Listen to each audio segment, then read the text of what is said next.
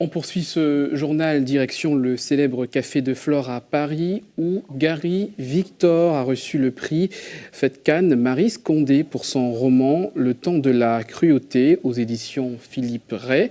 Gary Victor, auteur haïtien et notamment scénariste mais également journaliste. La littérature afro-caribéenne qui était à l'honneur lors du salon dédié aux livres pour enfants qui s'est déroulé ce week-end à Clichy en région parisienne. L'occasion de dénicher quelques ouvrages, peut-être à glisser sous le sapin de Noël. Le reportage de Solène Boisset.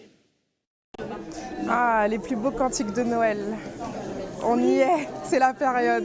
À l'approche de Noël, Vinciam est venu en repérage à la recherche d'un cadeau pour sa fille de 3 ans.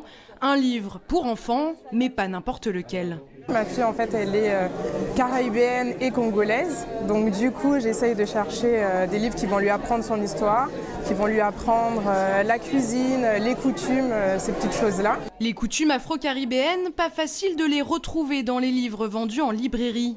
Ce salon, c'est aussi l'occasion pour les auteurs de se faire connaître et pour certains de présenter leur toute première publication. C'est un livre qui est adapté, comme je vous l'ai dit, de 5 à 11 ans. Il y a une 50aine de pages. Le manque en fait de personnages afro-descendants dans les bibliothèques, à l'école, dans les livres sont tellement importants que je me suis dit pourquoi pas faire un livre dans lequel nos enfants pourraient être représentés de manière plus significative. Les livres pour enfants ne sont pas les seuls présents sur ces stands.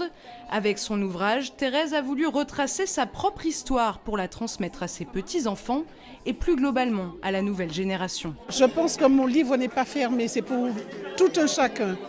C'est vrai qu'on me demande à partir de quel âge. Il n'y a pas d'âge. C'est un message d'encouragement pour leur donner aussi une certaine force pour qu'ils puissent aussi se battre dans la vie. Dessins, ateliers de découverte et contes. Durant ces 2 jours, les enfants vont pouvoir découvrir une partie de l'histoire afro-caribéenne en attendant les cadeaux sous le sapin et les chanter Noël. Chante au sable fait sa chanson d'amour.